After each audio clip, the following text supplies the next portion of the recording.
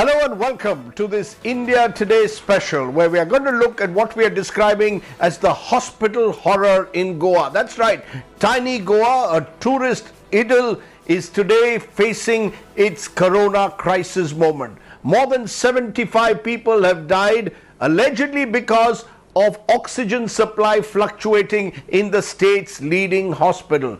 Today, the government, which has been silent so far, finally appeared to wake up and said that they were installing a new cryogenic facility, a 20,000 litre liquid oxygen plant that would ensure continuous supply to the hospital. Okay, you're saying you could not meet that sheer demand. You all were all taken off guard. Dr. Brito, what does this say about hospital management? You know, you have a sprawling hospital, the biggest hospital in the state, that caters to almost, 3 in every 4 patients in a way, in a small state like Goa would perhaps use this hospital, and yet it did not have the kind of modern facilities that you need. Now there's a super specialty hospital which has been commissioned earlier, which is now taking some of the patients. But clearly, a state like Goa was completely unprepared, it appears. What does it say about hospital management, Dr. Brito? Rajdeep, thank you. And political governance. This should not be happening. This should not be happening. Goa is a small state. Not only do we have a population of 15 lakhs, we have a geographical area of just 3,700 square kilometers, but we are India's richest state by per capita GDP. This should not be happening.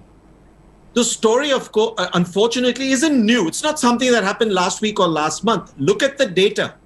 If you look at the positive cases per 100,000, the per capita new cases in Goa and the deaths per 100,000 have been the highest in the country, higher than even Delhi and Bombay. Coming to the specific point that you raise of oxygen, you know, one of the aphorisms we are taught in medicine is when there's a crisis is to call for help. We should be shouting for help.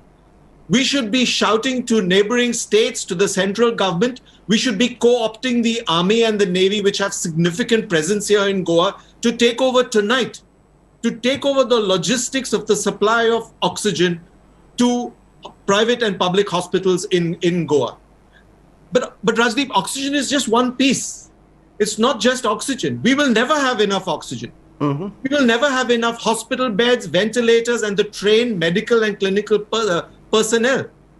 The only way, the little solace to those who have lost their loved ones, but the only way, Rajdeep, to stall this pandemic and prevent the next pandemic is vaccination. For every vaccine that's sitting on a shelf in Goa tonight, there's one person who has not received the vaccine, who in 2 to 3 weeks' time, when they do come across the infection, their chances are 70% improved. They're less likely to enter hospital by 70%.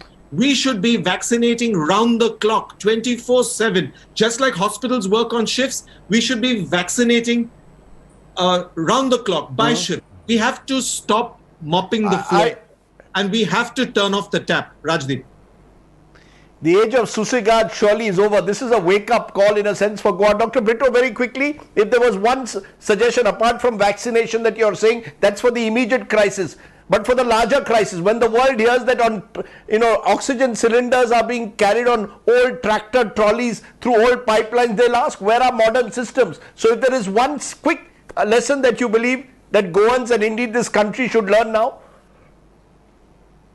I wish there was one magic bullet. I think there's not one Gulliver answer. There are many Lilliput answers. So one is to increase our percentage of our GDP spent on healthcare. The major problem of oxygenation, I believe, can be solved by involving the army. It sounds radical, but if not now, when?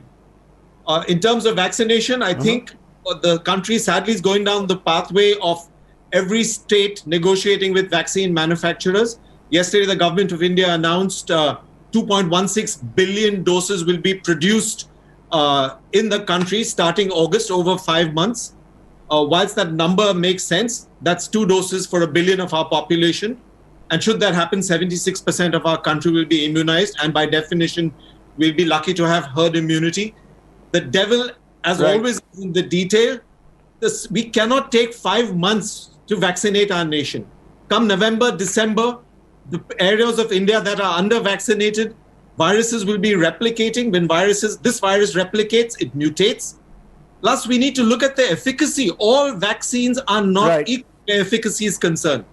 We do need to look at the efficacy. The lesson from Seychelles is a salutary lesson for all of us involved in the decisions that are being made about vaccine procurement and purchase and production, which is, it was the highest percentage of any country in the world that was vaccinated, 60%. And yet they have a second surge and have entered a second lockdown. 57% of their vaccines came from Sinopharm. The other 43% came from the Serum Institute, the Covishield vaccine. So we do need to look at the efficacy of vaccines and have platforms that can adapt after gene sequencing, so that when there's a new variant, when there's a new strain emerging, the platform is able to re-engineer and update the vaccine.